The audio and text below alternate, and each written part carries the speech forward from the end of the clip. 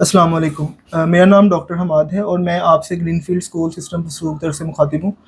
आज बच्चों को प्रैक्टिकल जो है वो हमने कंप्लीट करवाए हैं। फिज़िक्स का पहला प्रैक्टिकल है बोर्ड एग्जामिनेशन का।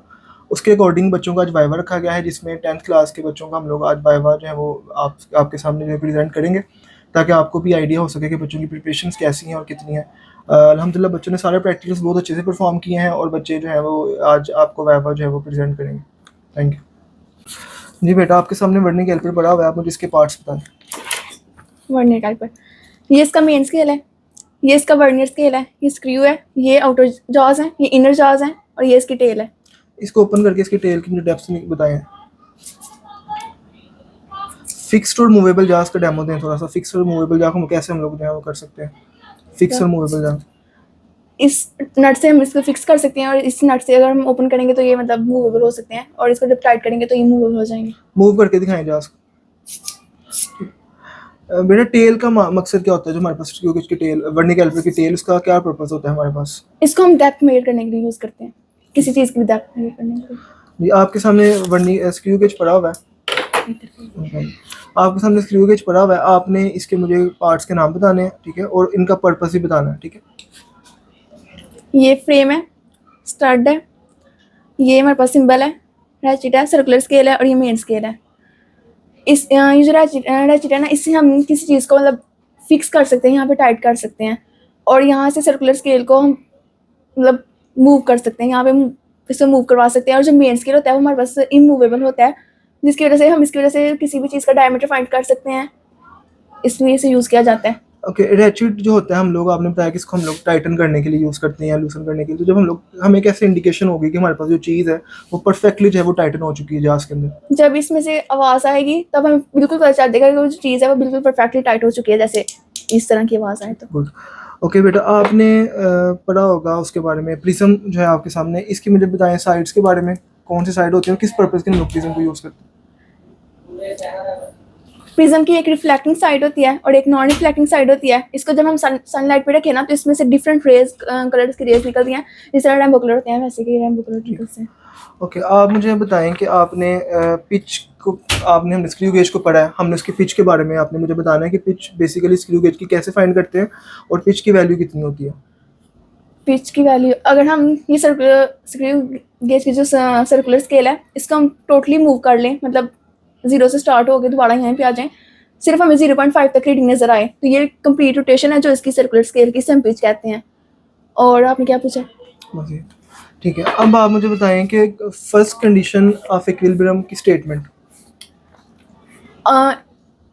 In equilibrium state, all the net forces are acting upon the body are zero. ठीक है। In this room where we are sitting right now, एक लैंप आपको वहाँ पे नज़र आ रहा है जो सस्पेंडेड है, ठीक है। आपने मुझे बताना है कि इस लैंप के ऊपर हम लोग फर्स्ट कंडीशन को अगर इम्प्लीमेंट करते हैं तो फर्स्ट कंडीशन के इसके अंदर इस वक्त इसके अंदर कौन कौन सी फोर्सेज जो हैं वो इसके ऊपर, लैंप के ऊपर लग रही हैं और ये कैसे रेस्ट पे हैं, कैसे बैलेंस्ड है? बैलेंस, एक तो इसमें टेंशन एक्ट कर रही है और एक क्योंकि ये लटका हुआ है, एक टेंशन और जो नीचे डाउनवर्ड फोर्स है वो वेट है, तो दोनों मतलब एक दूसरे के कंपोनेंट को कैंसिल कर देते हैं तो फिर ये रेस्ट पे है, बैलेंस है इसलिए। ठीक है।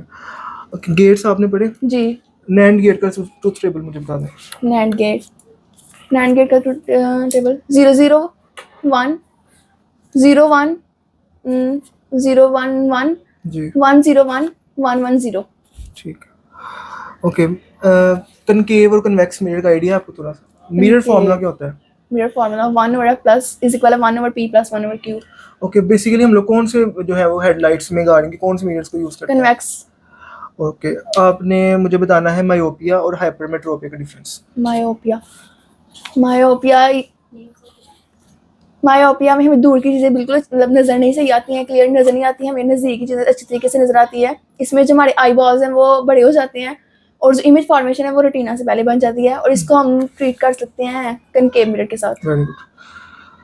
और हाइपरमेट्रोपिया में आई बॉल जो वो शॉर्ट हो जाते हैं, हमें दूर की चीज़ें नज़र आती हैं लेकिन नज़दीक की चीज़ें नज़र नहीं आती और इसको हम कन्वेक्स मिरर के साथ ठीक कर सकते हैं।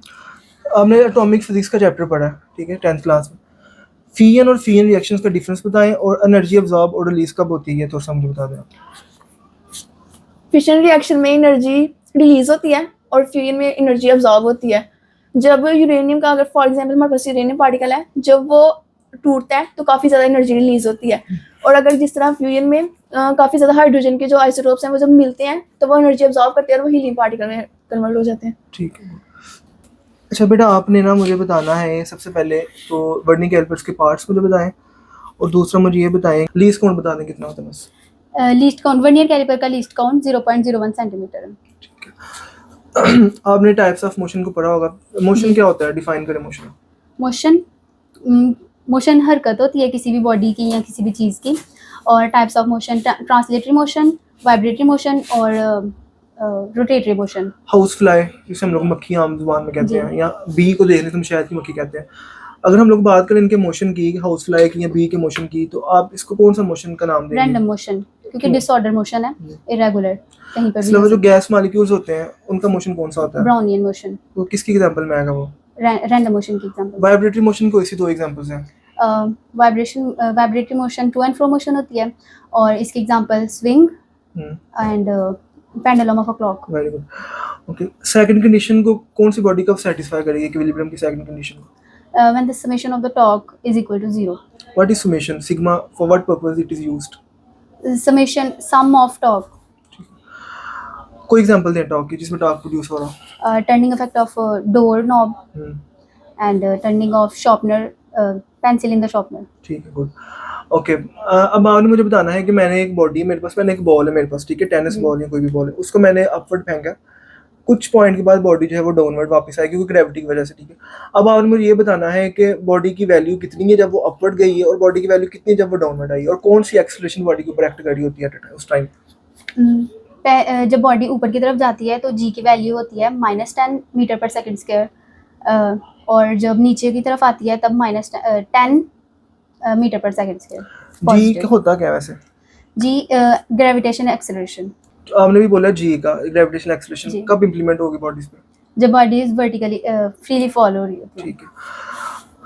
ओके, अब चैप्टर 5 आपने पढ़ा, जी। आर्टिफिशियल सैटेलाइट्स, चैप्टर क्लास 9 का जो ग्रेविटेशन वाला चैप्टर था, उसमें आप मुझे ये बताएं जी की वैल्यू बताएं, और जी होता क्या? Capital G.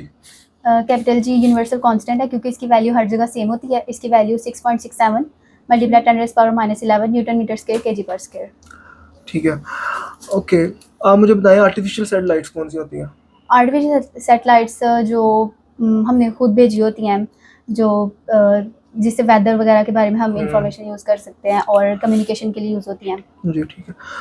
Okay, class 10th में हमने रेजिस्टर्स वाला टॉपिक पढ़ा था, रेजिस्टर्स वाला चैप्टर था हमारा, ठीक है। उसमें हम लोगों ने कम्बिनेशंस डिस्कस किए थे, सीरीज और पैरेलल। अब मुझे बताएं कि पैरेलल कम्बिनेशन को क्यों यूज़ किया जाता है हाउस वायरिंग में, या वैसे हम लोग पैरेलल कम्बिनेशन? क्योंकि हमने सारी अप्लायंसेस जो होती हैं वो इंडिपेंडेंटली यूज़ करनी होती हैं, इसलिए पैरेलल में यूज़ की जाती हैं। रेजिस्टेंस का सीरीज कम्बिनेशन की रेजिस्टेंस आपने फाइंड करनी है, इक्विवेलेंट रेजिस्टेंस, उसका फॉर्मूला बताएं। REQ is equal to R1 plus R2 plus R3 and number of individual resistors.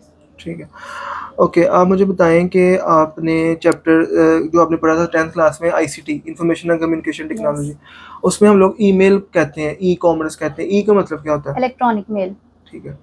और अगर हम लोग बात करें ई कॉमर्स की, या हम लोग अगर बात करें कि ईमेल के यूजेस क्या होते हैं और क्यों हम लोग ईमेल को यूज़ करते हैं, एडवांटेजेस क्या होते हैं, तो आप क्या बताएंगे? ये ईमेल जो है वो किसी भी मैसेज या मेल को सेंड करने का सबसे इजी तरीका है, और ये सबसे फास्ट है, वर्सेटाइल भी है, और कोई भी आम इंसान इसको यूज़ कर सकता है। ठीक है। अगर हम लोग बात करें, आपने एक चैप्टर पढ़ा हुआ है साइबर क्राइम, थेफ्ट के बारे में, ICT में था, तो क्या आप जानती हैं उसके बारे में, थेफ्ट के बारे में? या यस, ये जो इंटरनेट क्राइम्स हैं, जिस तरह के थेफ्ट, क्योंकि इम्पोर्टेंट जो डॉक्यूमेंट्स या फिर फाइल्स हैं वो किसी की भी इंटरनेट का गलत इस्तेमाल करके इलीगली चोरी की जा सकती हैं, इम्पोर्टेंट इंफॉर्मेशन, इसे थेफ्ट कहते हैं। और हैकिंग वगैरह भी हो सकती है। ओके, आप मुझे बताएं कि हमारे पास लेंस फार्मूला क्या होता है? Lens formula 1/f is equal to 1/p plus 1/q. Snell's law को बताएं थोड़ा सा। Snell's law, sin I over sin R is equal to n. ठीक है। Angle of incidence and angle of reflection. ठीक है। अगर मेरे पास एक बोतल है पानी की, लाइक ये मेरे पास ये बोतल है पानी की, अगर इसमें एक गिलास मेरे पास ट्रांसपेरेंट या शीशे का, उसमें कोई मैं पेंसिल डिप करता हूँ या कोई भी चीज़ डिप करता हूँ, तो लोग एक एंगल से मैं वो थोड़ा सा ना मुड़ी हुई नजर आती है अपने पॉइंट रिफ्रैक्शन की वजह से। ठीक है। कैलकुलेट पढ़ा, मुझे बताएं इसके पार्ट्स कौन कौन से? सबसे पहले ये हमारे पास मेन स्केल है, ये वर्नियर स्केल है, और ये फिक्स्ड होता है और ये मूवेबल होता है। उसके बाद इसका हम लूज़र टाइटनर के लिए यूज़ करते हैं। ये हमारे पास इनर जहाँ है, ये आउटर जहाँ है, और साथ में ये हमारे पास इसके पीछे टेल है जिसको हम इस तरह निकाल सकते हैं। और ये हमारे पास स्टेप्स मेजर करने के लिए होती है। अच्छा बेटा, आप मुझे बताएं कि लीस्ट काउंट क्या होता है, डिफाइन कैसे करेंगे लीस्ट काउंट को? जो मिनिमम रीडिंग होती है किसी भी इंस्ट्रूमेंट की हम दे सकते हैं उसको हम। तो आपके सामने मेजरिंग टेप पड़ी हुई है, आपके जी। सामने वर्निंग कैलिपर भी है, आप मुझे इनके लीस्ट काउंट बता दें क्या क्या होता है। जो मेजरिंग टेप है इसका 1 मिलीमीटर है और जो वर्नियर कैलिपर इसका 0.1 मिलीमीटर है। और क्या यूज़ होता है मेजरिंग टेप का आपकी नज़र में? कोई भी डिपार्टमेंट्स वगैरह इसको लेंथ मेजर करने के लिए, लॉन्गर लेंथ के लिए इसको यूज़ किया जाता है मेजर करने के लिए। ठीक है।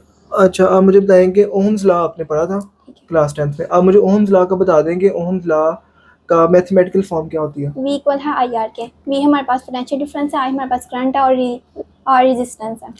ठीक है। आपने आईसीटी वाला चैप्टर पढ़ा है, इंफॉर्मेशन एंड कम्युनिकेशन टेक्नोलॉजी का, उसमें मुझे बताएं कि ई कॉमर्स का क्या मतलब होता है? ई कॉमर्स का हमारे पास जो भी हम ऑनलाइन शॉपिंग करते हैं ये उसी की वजह से होती है। ठीक है। अच्छा, आप मुझे बताएं कि और गेट का जो है वो ट्रूथ टेबल। और इसका जो सिंबल होता है वो होता है A+P और 0 0 0 0 1 1 1 0 1 1 1 1। हाफ लाइफ क्या होती है?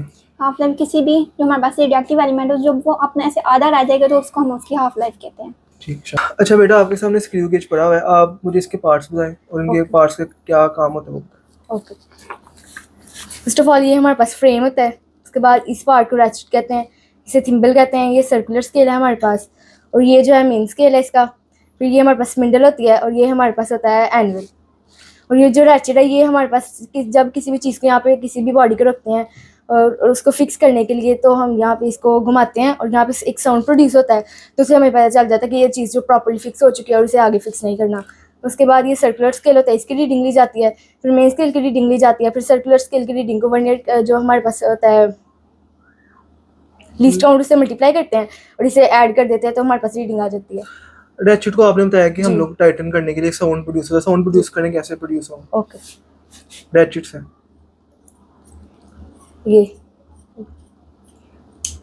ये प्रोड्यूस होगी साउंड। ठीक है। बेटा, आपके सामने ट्यूनिंग फॉर्क पड़ा हुआ है, इसका फंक्शन बताएं क्या होता है tuning fork? Tuning fork basically हम इसलिए यूज़ करते हैं जब हम इसी को किसी भी चीज़ के साथ रब करते हैं तो साउंड रेट प्रोड्यूस होता है और हम लोग जो है साउंड की सेंसेशन को फील कर सकते हैं इससे। ठीक है। ओके बेटा, आपने कूलम्स लॉ पढ़ा था, जी, कूलम्स लॉ की मैथमेटिकल फॉर्म बताएं क्या होती है? कूलम्स लॉ की मैथमेटिकल फॉर्म ये है F = K Q1 Q2 over R²। जी, के आपने बताया, के को जी। बताएं जरा, डिफाइन करें। K की जो वैल्यू है हमारे पास वो है 9 × 10⁹ न्यूटन मीटर स्क्वायर कूलम पर स्क्वायर। ओके जी, को यूनिवर्सल कांस्टेंट क्यों कहते हैं? क्योंकि इसकी वैल्यू हर जगह सेम रहती है, सो इसलिए हम इसे यूनिवर्सल कांस्टेंट कहते हैं। ओके, आईसीटी वाला चैप्टर पढ़ा आपने, इंटरनेट और ईमेल के यूजेस बता दें थोड़े से। इंटरनेट को बेसिकली हम मैसेजेस सेंड वगैरह करने के लिए यूज़ करते हैं और इंटरनेट बहुत ही पावरफुल यूज़ है, इससे हम किसी भी जगह बैठे हुए हम लोग कोई भी मैसेज इजीली ट्रांसफ़र कर सकते हैं। फ्यूजन और फ्यूजन रिएक्शंस का एनर्जी ऑब्जॉर्ब और रिलीज कब होती है और कौन से रिएक्शंस कब बनती हैं, ये मुझे थोड़ा सा गाइड कर दें। फिशन रिएक्शन में बेसिकली एनर्जी रिलीज होती है और इसके अंदर जब कोई भी न्यूक्लियस है, कोई भी पार्ट है, फॉर एग्जांपल यूरेनियम न्यूक्लियस है, जिस तरह जब ये ब्रेक करता है तो दो अपने अंदर से जो है वो पार्ट्स अपने रिलीज करता है और एक साथ 3 न्यूट्रॉन्स भी रिलीज होते हैं और बहुत ज़्यादा एनर्जी भी रिलीज होती है इसके अंदर। और जो फ्यूजन रिएक्शन है इनके अंदर जब दो पार्टिकल्स आपस में मिलते हैं तो यहाँ पे एनर्जी अब्जॉर्ब हो रही होती है।